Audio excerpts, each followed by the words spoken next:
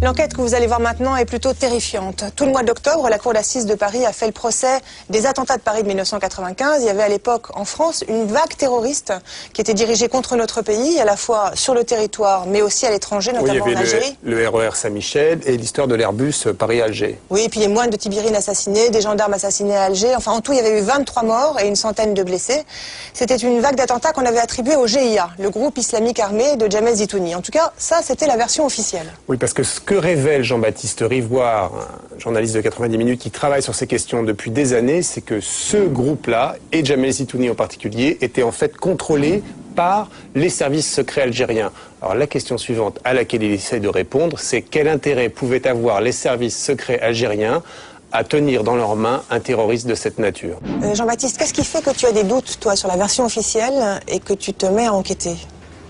En fait, ça commence en 97. Tu sais, il y a eu des gros massacres de civils en Algérie qui ont beaucoup choqué tout le monde parce que c'était fait aux portes des casernes. Alors Alger disait c'est les islamistes, mais on avait un peu des doutes. Et à ce moment-là, il y a des officiers des services secrets algériens, un peu dégoûtés, qui balancent dans la presse européenne que les massacres, l'armée est impliquée et que les bombes à Paris avaient été commanditées par les services secrets algériens. Donc ça, c'est novembre 97. Donc là, on commence à se dire qu'est-ce que c'est que cette histoire. Mais c'était la presse anglaise à l'époque qui avait sorti ça. C'était d'abord la presse anglaise, puis Le Monde à Paris quelques jours plus tard. Donc deux officiers qui disent c'est les services algériens, c'est nos services qui ont commandité les attentats de Paris. Et au printemps de cette année, il y a eu un truc assez déterminant, c'est qu'il y a un militaire algérien qui sort du pays, qui s'enfuit et qui dit la hiérarchie m'a demandé de devenir l'adjoint de Zitouni, quoi. Vous voyez le reportage de Jean-Baptiste Rivoire avec l'aide de Romain Icard et de Laurent Koja. Voilà, ça appelle ça parler. Voilà, les Français, ils devraient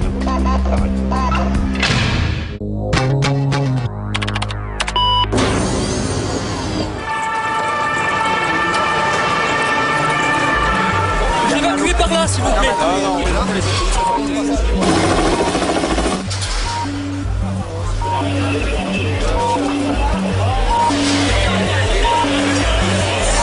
Juillet 1995. C'est la troisième fois en un an que le GIA, groupe islamique armé, frappe la France de façon spectaculaire, cette fois au cœur de Paris. Le premier attentat remonte au 3 août 1994 avec 5 Français tués par balle à Alger. Le 24 décembre de la même année, un Airbus d'Air France est détourné en Algérie avant d'être pris d'assaut à Marseille. En juillet 1995, ce sont les bombes dans le RER, puis en 1996, l'assassinat des moines de Tibérine. Point commun de tous ces attentats, ils sont attribués à un certain Jamel Zitouni, chef du GIA. Mais aujourd'hui, d'anciens officiers des services secrets algériens affirment que derrière le terroriste Zitouni se cachaient en fait des intérêts beaucoup plus importants. Voici l'histoire d'une incroyable manipulation.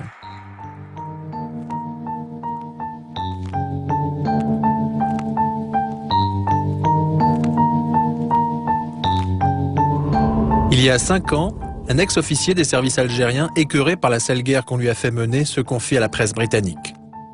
Ce qu'il dit est d'abord politique. Il révèle que les militaires algériens, effrayés par la victoire électorale des islamistes en 92, ont mis en place une stratégie radicale pour les empêcher d'accéder au pouvoir. Une stratégie meurtrière dont l'instrument était Jamel Zitouni. Quelques semaines après les révélations de l'Observer, nous retrouvons l'officier en Angleterre. C'est un capitaine. Méfiant, il nous soupçonne de renseigner les services français. Puis au fil des rencontres, la confiance s'installe. Dans un hôtel de Londres, il nous explique dans un français mal maîtrisé comment son service a recruté Zitouni. Zitouni a été recruté quand il était dans un camp au Sahara, quand ils avaient ramassé tous les islamistes. Et il a été surpris dans des conditions très très gênantes, enfin, avec des mœurs homosexuelles.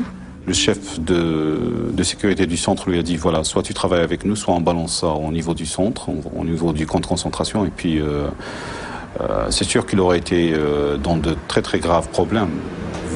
Dans un centre, il y a des milliers d'islamistes, entendre parler un truc comme ça, c'est où? Les services secrets algériens auraient donc forcé Zitouni à collaborer avec eux. Et le jeune islamiste n'aurait pas été choisi par hasard. Parmi les islamistes, il y avait des médecins, il y avait des docteurs, il y avait des universitaires. Pourquoi ne pas prendre un universitaire et faire ça? Pourquoi le prendre avec un vendeur de poulet qui a à peine le niveau de 6e ou de 5e? Ben, c'est uniquement pour pouvoir le manipuler, pour pouvoir faire de lui ce qu'on veut. Après l'Observer, Le Monde publie le témoignage d'un autre officier. Il confirme que les services secrets algériens manipulaient Zitouni et qu'ils sont impliqués dans les attentats de Paris. Il nous faudra 1 an et demi pour convaincre cet officier menacé de mort de nous accorder une interview, même à visage masqué.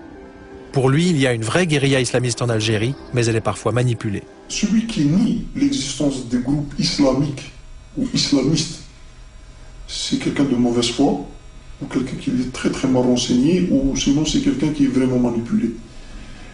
Mais le noyau central, ceux qui étaient dans la région centre et la région ouest, ils étaient dès le départ, infiltrés et manipulés. Zitouni, c'était un agent, ce qu'on appelle le mouton noir. Hein.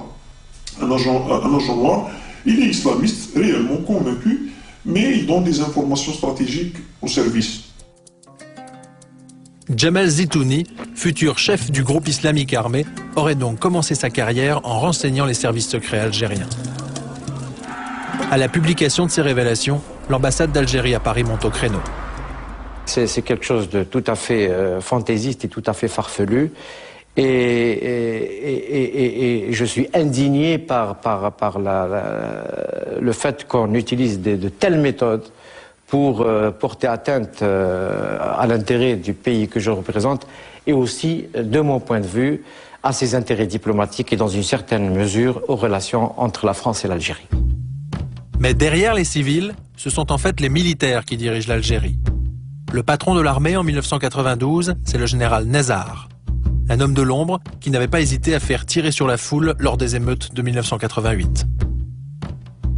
Il y a quelques semaines, il passait à Paris pour un procès en diffamation, une occasion exceptionnelle de le rencontrer. Est-ce qu'on peut vous demander, s'il vous plaît, vous demandez une interview par écrit pour Canal+, c'est très important. Vous ne souhaitez pas nous répondre? Pourquoi? Le sensationnel, non. Je vous dis, ça c'est faux. Respectez maintenant.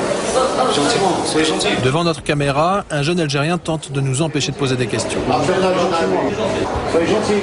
Laissez-le tranquille. Est-ce que les attentats de Paris, c'est grave? Les attentats de Paris en 95. Bon, c'est les agents là.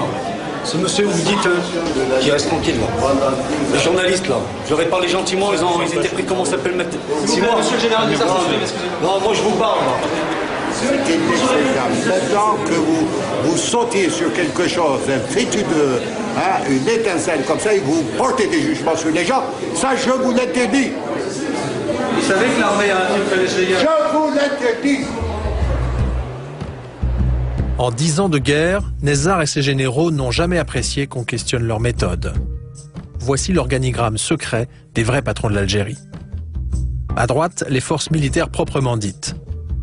À gauche, les services secrets du DRS, la redoutable sécurité militaire, avec le capitaine Ougenoun. Au cours de notre enquête, un 3e officier a accepté de nous parler. Longtemps bras droit du patron du contre-espionnage, il a déserté l'armée en 1996. À l'époque, ses chefs lui avaient demandé d'organiser en Allemagne l'assassinat de Rabah Kebir, porte-parole du Fils pour l'Europe. L'affaire Zitouni, notre officier connaît, un de ses lieutenants la lui a confirmé en 1994. On m'avait dit, et je connais le lieutenant parce qu'il a été sous mes ordres, il m'a dit, je comprends pas. Il y a, comment ça s'appelle, Djamel Zitouni, il rôde à la caserne, qu'est-ce qui se passe? Il rôde, donc il est convoqué, il vient, il rôde, donc il nie normalement comme un officier. Qu'est-ce que ça veut dire ça? Ça veut dire que c'est un agent qui recevait ses instructions de la part de nos chefs. Zitouni circule librement, en effet. En juillet 1994, il est même aperçu au siège des services secrets dans la banlieue d'Alger. Abbas Arwa est universitaire.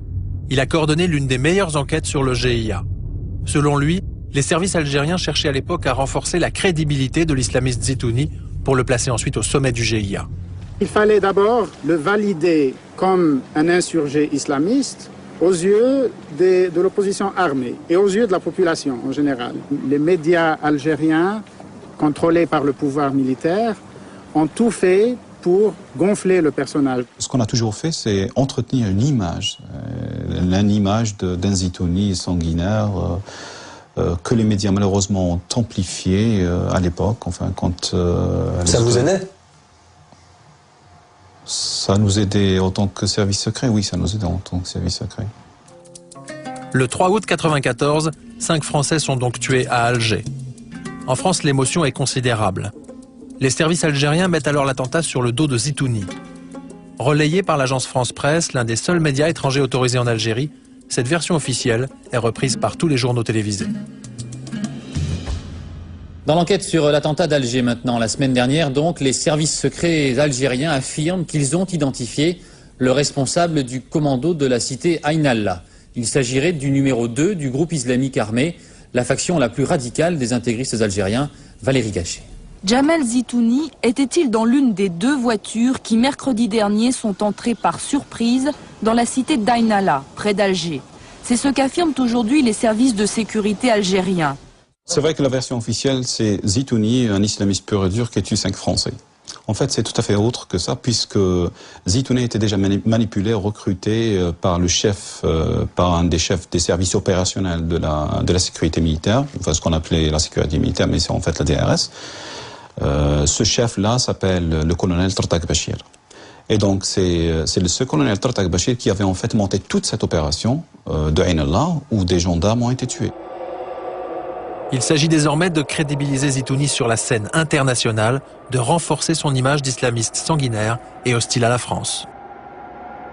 Après avoir validé donc sa loyauté islamiste et après en avoir fait un chef médiatiquement, la phase suivante, ou l'étape suivante, consistait à lui faciliter un coup d'État sur le GIA.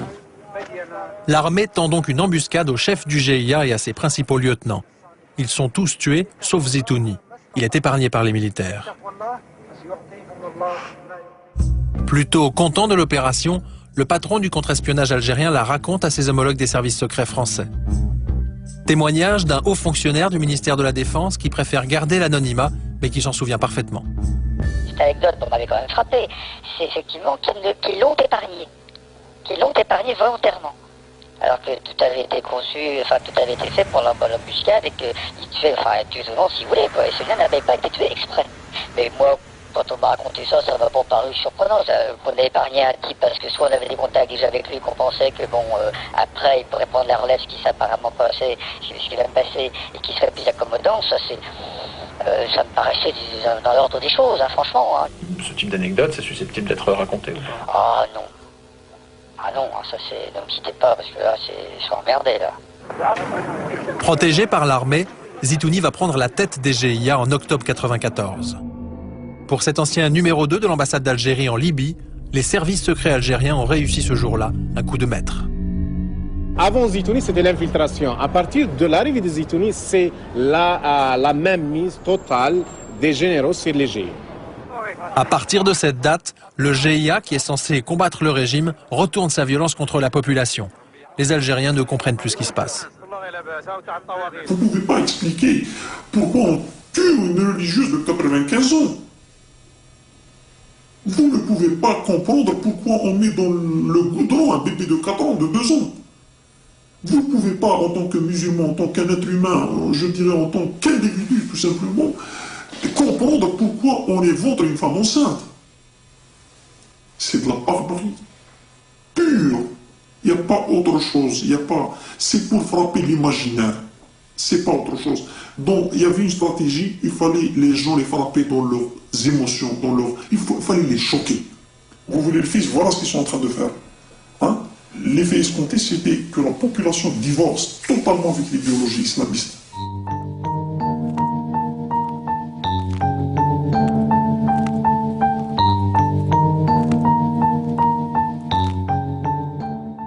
Quand il s'autoproclame chef du GIA, la première chose qu'il fait, c'est qu'il fait exécuter tous les chefs du maquis, donc, et pour les remplacer par ses complices des services de la DRS.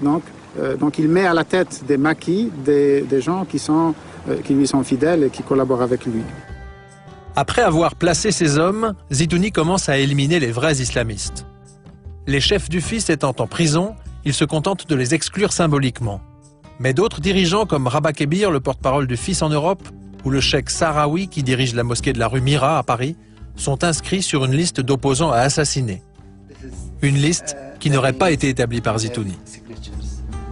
Lorsqu'il y a eu cette fameuse liste des dirigeants du FIS à exécuter à l'étranger et en Algérie, elle était faite à Ben Aknoun, dans les locaux de la DRS.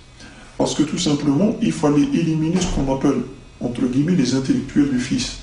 Jamel Zitouni a fait la besogne que n'a pas pu faire directement les services de sécurité algériens, à savoir s'attaquer à ces cadres du Front islamique du Sali et de les assassiner.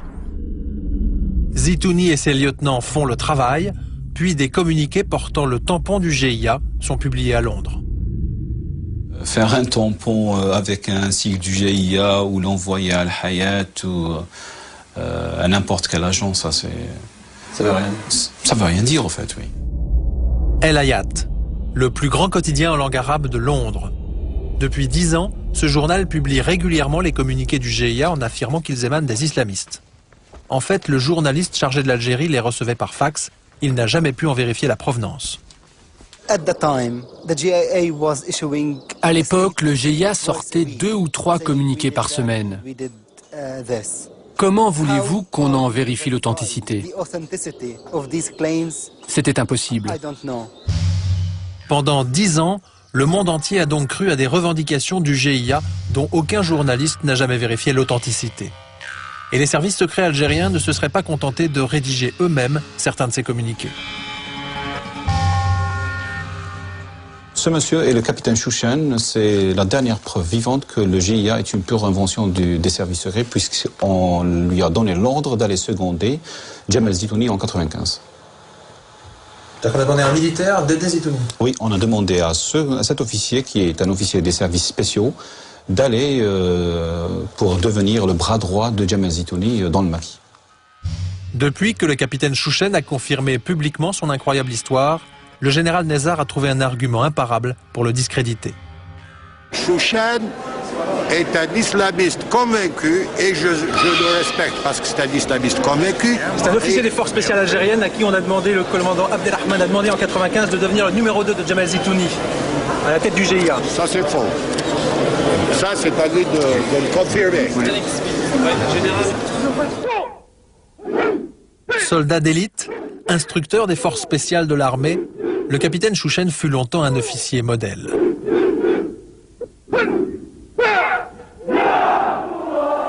Mais dans les années 90, comme beaucoup de jeunes Algériens, il devient sympathisant du FIS.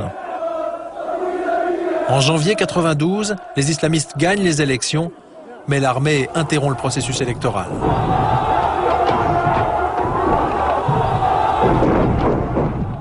Choqué par le coup d'État, le capitaine Chouchen refuse de tirer sur la foule. Il est jeté en prison. 3 ans plus tard, la direction de l'armée vient le chercher dans sa cellule et lui propose une mission très spéciale. Au cours de notre enquête, nous l'avons retrouvé dans le nord de l'Angleterre. Pour la première fois devant une caméra, il a accepté de nous raconter ce qui lui était arrivé. Il m'a amené au centre de torture de Ben Aknoun et là, le général Kamal Abdelrahman est venu me voir et il m'a proposé de travailler avec lui. Le colonel Tartag était avec lui. Premièrement, au début, ils m'ont proposé de liquider les chefs du FIS qui avaient pris le maquis. Je leur ai dit que je croyais que vous allez me proposer de liquider Zitouni ou les gens qui ont reconnu les crimes contre les enfants, les femmes et ainsi de suite. Là, Bachir Tartag était énervé, il m'a dit laisse Zitouni tranquille, c'est notre homme et c'est avec lui que tu vas travailler. Le colonel Bachir Tartag et le général Abdelrahman, 2 des plus hauts responsables des services secrets algériens qui ont refusé notre demande d'interview, auraient donc ordonné au capitaine Chouchen d'encadrer Jamel Zitouni. C'est mettre l'un des meilleurs instructeurs de l'armée au service du chef du GIA.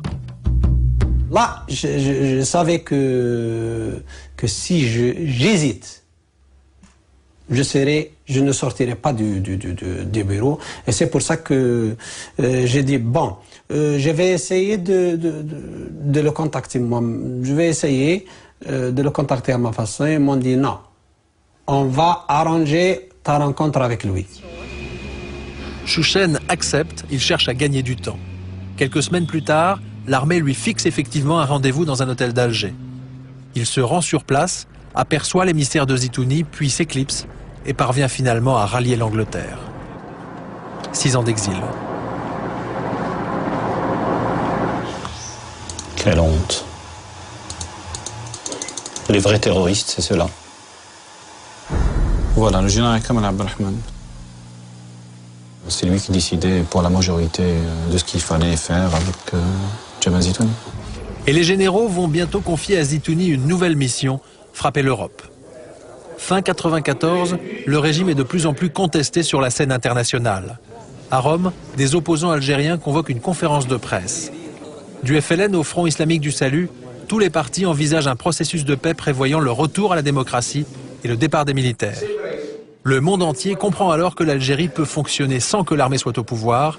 Les généraux s'inquiètent. Ils ont bâti leur combat sur la lutte contre les intégristes, sur la lutte contre les islamistes. Mais une fois que les islamistes sont acceptés par la société démocratique, donc tout ce qu'ils ont construit tombe comme un château de cartes. Ces gens-là, à chaque grande occasion, il faut que des attentats, le terrorisme ressurgissent pour crédibiliser leurs théories, leurs discours. À partir de 14h30, 4 terroristes, ce que nous croyons être, ont pu s'infiltrer, passer les différents barrages de contrôle et ils prennent depuis cette heure-là en otage 232 passagers. Nous sommes un mois seulement après la réunion des opposants algériens à Rome. Les hommes de Jamal Zitouni viennent de prendre en otage un Airbus d'Air France. Ce jour-là, les services de sécurité de l'aéroport n'ont pas fait leur travail. Certains bagages n'ont pas été fouillés et 63 passagers sont montés dans l'avion sans que leurs billets ne soient contrôlés, une négligence impensable dans un pays soumis à une guerre terroriste. Pendant ce temps, les hommes de Zitouni introduisent tranquillement dans l'Airbus des armes et des explosifs. Il était impensable de faire passer une arme, même une arme de poing, au niveau de l'arbre. Or, ces gens-là sont passés avec... Ils avaient même des explosifs. C'est louche. Est-ce que les terroristes revendiquent d'une organisation Ce sont des terroristes. Islamistes, vous voulez dire? Ce sont des terroristes. À Paris, on commence à s'interroger sur l'attitude des autorités algériennes. Après l'assassinat de 2 passagers, Édouard Balladur propose que des gendarmes français interviennent. Alger refuse. Au bout d'une trentaine d'heures d'angoisse, les preneurs d'otages abattent un 3e passager d'une balle dans la tête. Il a 23 ans, il est cuisinier à l'ambassade de France. Le Premier ministre Édouard Balladur téléphone alors au président Zeroual. J'ai dit notamment au président Zeroual que je le tenais pour responsable de la vie des Français qui étaient dans cet avion. Et que faute de quoi, je prendrais l'opinion et la communauté internationale à témoin du comportement du gouvernement algérien et qui aurait empêché la France de sauvegarder la vie de ses ressortissants. Ça a été assez difficile et peu diplomatique comme conversation. Après ce coup de téléphone, l'Airbus décolle enfin pour Marseille. Le GIGN intervient.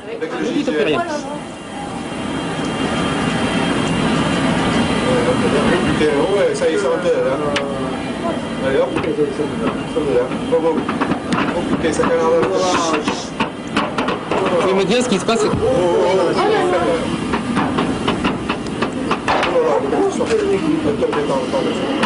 Non, ça va. 8 ans après ce détournement, l'Algérie n'a toujours pas répondu aux questions du juge antiterroriste Jean-Louis Bruguière sur les circonstances exactes de l'affaire. Pour la veuve du jeune cuisinier abattu, ce silence est difficile à comprendre. Je ne vois pas l'intérêt du gouvernement algérien de faire obstruction à la justice. Pourquoi ils le font? Pourquoi ils n'ont pas laissé accéder aux bandes enregistrées de la tour de contrôle? Pourquoi le juge Bruyère n'arrive pas à avancer plus dans l'affaire? Ou alors, bon, il nous a réunis une fois ou deux depuis, mais c'est tout, quoi. Moi, je veux quelque chose, je veux des résultats. Parce que les personnes qui ont vraiment commandité cet attentat sont vivantes, elles sont quelque part. Malgré le détournement de l'Airbus, la paix progresse. Début 95, réunis à nouveau à Rome, les partis algériens signent enfin un accord historique. Ils s'entendent pour gouverner l'Algérie ensemble, sans les militaires. Seul le peuple peut désigner l'autorité et toutes les institutions qui doivent désigner le pays.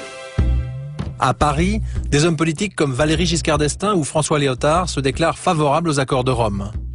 François Mitterrand lui-même tente de rallier Helmut Kohl au processus de paix.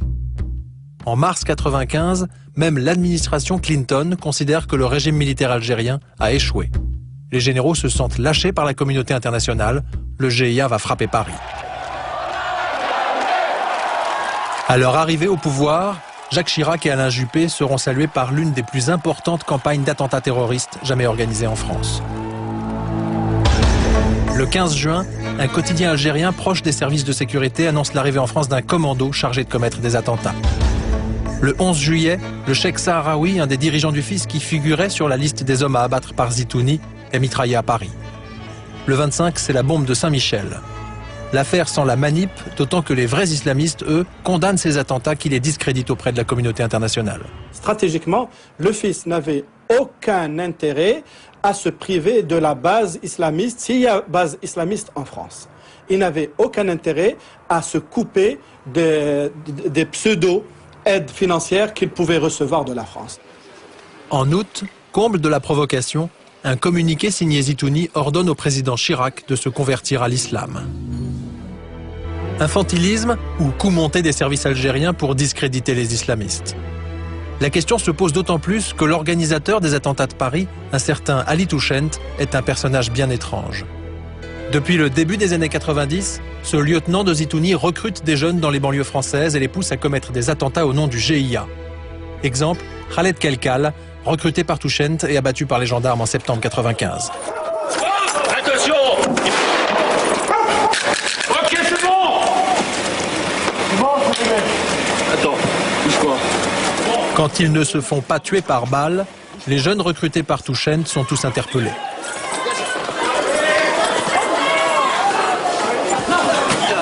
Les arrestations sont spectaculaires, mais quand les policiers interrogent les jeunes, ils sont souvent déçus. Confidence d'un policier des renseignements généraux qui était en fonction au moment des attentats de Paris. Il a été mis sur la touche après avoir dénoncé des dysfonctionnements dans son service. Ce qui était étonnant, c'est que quand on voyait ces jeunes passer, alors qu'ils venaient d'être arrêtés par la DNAT ou bien par la brigade criminelle, pour avoir fait un peu de PJ avant, je m'étonnais du comportement de ces jeunes. C'est-à-dire? C'était un comportement assez enfantin. On n'aurait jamais cru que c'était des gens vraiment qui faisaient partie d'un réseau dur du GIA. Je pense qu'au sein du GIA, il y a certainement des gens plus durs. Ces gens plus durs, c'est notamment Ali Touchent, mais il n'est jamais inquiété par la police. En 93, lors de l'opération Chrysanthème, puis en 94 en Belgique et enfin en 95, après les attentats de Paris, les réseaux montés par Touchent tombent les uns après les autres, mais lui échappe aux arrestations, systématiquement.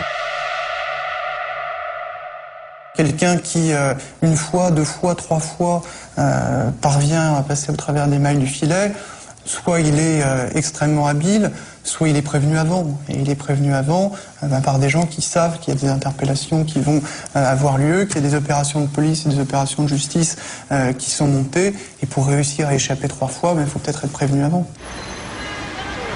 Lors du procès des attentats de Paris en octobre, Jean-François Clerc, numéro 2 de la DST, a dû venir démentir que ses services aient pu entretenir des contacts avec Ali Touchent. Mais pour beaucoup de spécialistes du terrorisme, Touchent était au minimum un agent secret algérien. C'est fatalement un agent. En France, on a connu aussi des agents comme ça qui faisaient partie de réseaux d'ailleurs, et puis qui sont toujours sortis, c'est-à-dire qu'ils ont remonté un autre réseau après.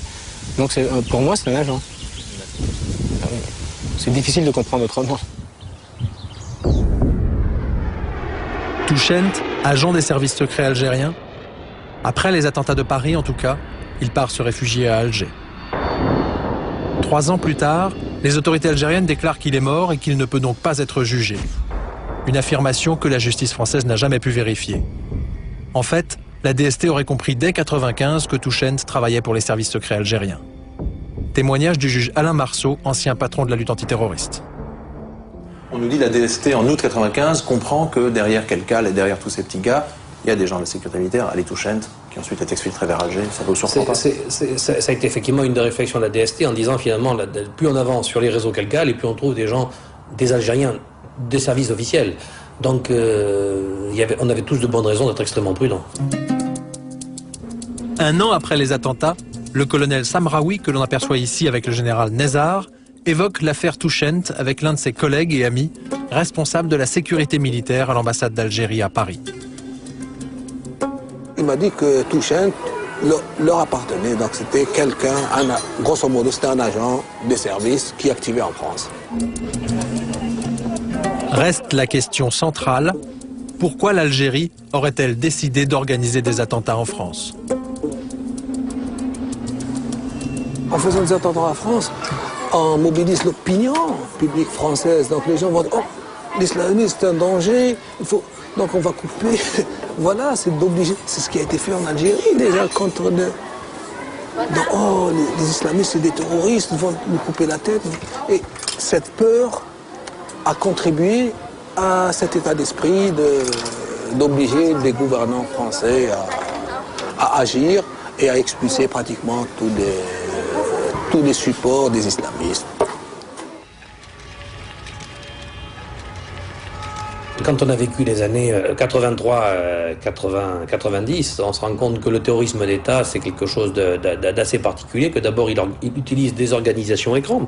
En l'espèce, on peut considérer qu'à un moment ou à un autre, le GIA a été une organisation écran, utilisée pour porter le feu en France. Pour prendre la France en otage. Pour prendre la France en otage.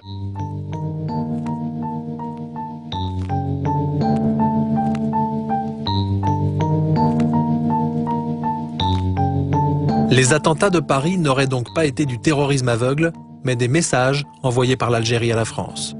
En 1995, le gouvernement Juppé comprend-il que notre pays est probablement victime d'un terrorisme d'État? Le bilan s'élève à 24 blessés. D'après notre enquête, la DST en avait averti Jean-Louis Debré, alors ministre de l'Intérieur, dès le mois d'août, soit un mois après la bombe de Saint-Michel.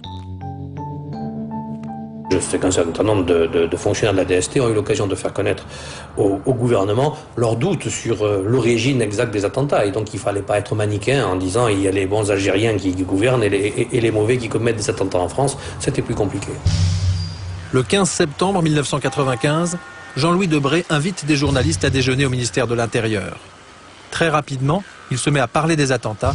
Il a manifestement un message à faire passer.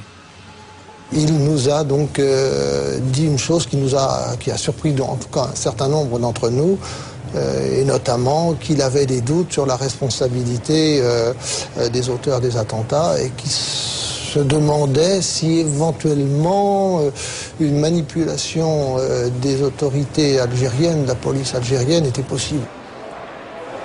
Ça m'a semblé être une information de première importance, en tout cas une information nouvelle. Le lendemain, à la une du Monde, les propos de Jean-Louis Debré, selon lesquels la sécurité militaire algérienne voulait que l'on parte sur de fausses pistes pour qu'on élimine des gens qui les gênent, vont provoquer la colère d'Alger. Le ministre de l'Intérieur va alors faire semblant de ne pas avoir dit ce qu'il a dit. Dans son entourage, on dément formellement l'existence de l'interview et on se réserve d'examiner toutes les suites judiciaires que mérite cette affaire. Mais quelques temps plus tard, Debré confirme ses propos à un journaliste préparant un livre sur Chirac. Dans une rencontre avec lui quelques semaines plus tard, il m'avoue qu'il l'a fait sciemment. Quel est son but? Son but, c'est d'envoyer un signal au régime algérien. On n'a pas la preuve qu'il y ait eu orchestration, manipulation des attentats de Paris. Officiellement, on attribue ça aux islamistes, mais il y a des doutes, un peu partout, dans toutes les sphères du pouvoir.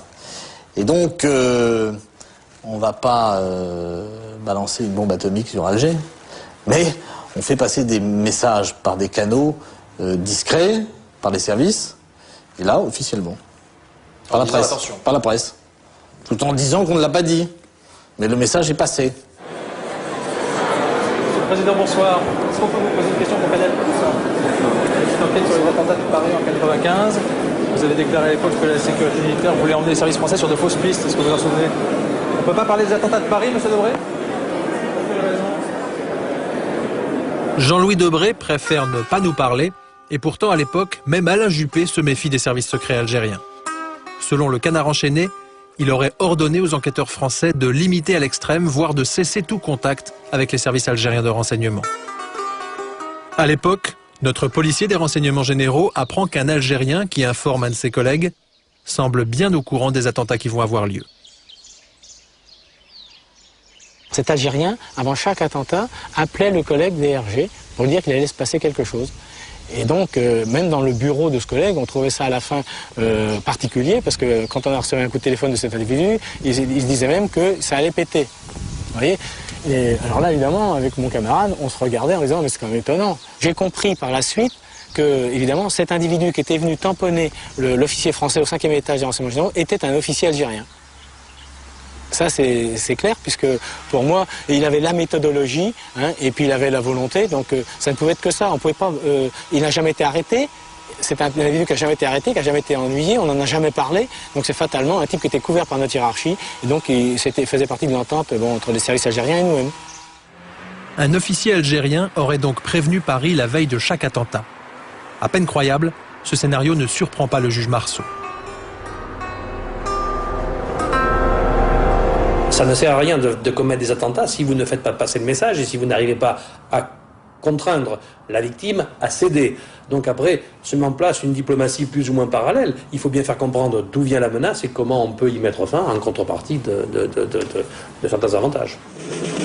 Le régime algérien se serait donc servi du terrorisme pour forcer la France à le soutenir, et l'affaire serait un secret de polichinelle. Maintenant, une chose. Allez voir vos services, ils connaissent très bien le problème, je m'excuse. Vous voulez dire que les services secrets français sont au courant? Doivent être sûrement au courant, oui. C'est ce qui se confirme dans notre enquête, effectivement. Allez-y les voir et confirmez, et condamnez-nous. Et le général Nezzar n'est pas le seul à dire que Paris savait. Quelque temps après les attentats, l'ancien Premier ministre algérien Abdelhamid Brahimi, que l'on aperçoit ici à l'époque où il était au pouvoir, recueille les confidences d'un proche du président Jacques Chirac. Il m'a dit en 1995, après que Zeroual était élu président algérien, en novembre 1995, le président Chirac lui a envoyé un message, en particulier sur 2 points. 1. Lui dit que nous n'accepterons jamais à l'avenir que la sécurité militaire organise des attentats comme ils l'ont fait en 1995. Alors je dis, bon, vous savez, pourquoi vous ne le dites pas? Ça, c'est une autre histoire. Donc, les autorités françaises savent que c'est la sécurité militaire qui a fait ces attentats. Là, on vous sent très vigoureux. Après 1995, en tout cas, plus aucun responsable politique français ne prendra le risque de critiquer le pouvoir algérien. Même Lionel Jospin, pourtant peu favorable au régime des généraux, se retrouve coincé une fois devenu Premier ministre. Dans le cas de l'Algérie, la très grande difficulté, c'est que nous ne savons pas comprendre ce qui se passe véritablement en Algérie. Nous sommes contre une opposition fanatique et violente qui lutte contre un pouvoir qui lui-même utilise d'une certaine façon la violence et la force de l'État. Alors, nous sommes obligés d'être effectivement assez prudents. Je dois aussi penser quand même aux Français. Nous avons déjà été frappés et je dois veiller à ces questions. Je suis pour que nous prenions nos responsabilités, mais en pensant que la population française doit aussi être préservée. C'est lourd de dire cela, mais vous comprendrez aussi pourquoi il est de ma responsabilité de le dire. Ça veut dire que les politiques français ne peuvent pas dire ce qu'ils ont à dire sur le pouvoir algérien parce qu'ils ont peur des bombes. C'est ce que j'ai compris et ce que tous les observateurs ont compris. Quand Zitouni est tué dans le maquis en juillet 1996, il a rempli sa mission. Forcer la France à soutenir le régime, assassiner une bonne partie des intellectuels islamistes et terroriser la population algérienne. Aujourd'hui, les massacres de civils continuent et la plupart des généraux sont toujours au pouvoir. Ils ont besoin de la violence pour gérer l'Algérie. Un minimum de violence, comme ça les Algériens ils pensent à une seule chose, leur vie et leur sécurité.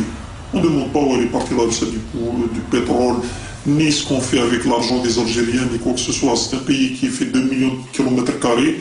Qu'est-ce qu'ils ont fait de plus par rapport à ce qu'elle a fait la France? Est-ce qu'ils ont construit une ville nouvelle? Il n'y en a pas. Est-ce qu'ils ont construit des routes, des autoroutes? Il n'y en a pas. Mais on ne se révolte pas parce que c'est dangereux. C'est très dangereux. Qui soutient ces gens-là? À part la France. La France est leur principal soutien. Je ne dis pas la France, mais certains services français, certains services spéciaux français, certaines sphères politiques françaises, bien connues, aident ces gens-là. Et la vente de matériel militaire, c'est une aide supplémentaire pour permettre la survie de ces gens-là, de ces généraux-là. Ce régime, que la France soutient depuis 1992 pour des raisons commerciales, stratégiques ou par peur du terrorisme, a aujourd'hui du plomb dans l'aile. Depuis les massacres de 1997, beaucoup d'Algériens ont compris que le GIA avait souvent servi de couverture aux services secrets pour commettre massacres et attentats. Le gouvernement français, lui, fait comme s'il n'avait rien vu. En 2003, notre pays célébrera l'année de l'Algérie en France.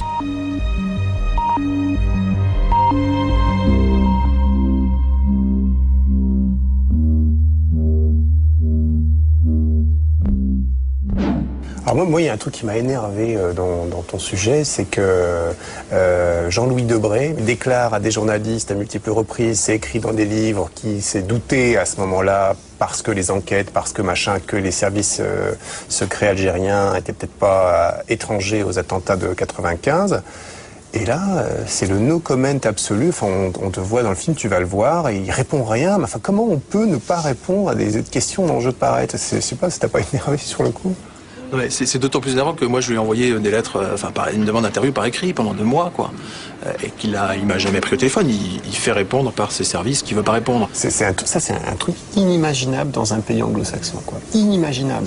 Inimaginable aux États-Unis, inimaginable en Angleterre. T'es obligé quand même, t'as occupé une fonction, t'es obligé de répondre au public, c'est pas possible. Tu peux pas laisser entendre à la population que les services secrets algériens ont foutu des bombes à Paris et ne rien faire. Comme ils n'ont pas envie de faire quelque chose, ils font semblant qu'ils n'ont pas vu, quoi.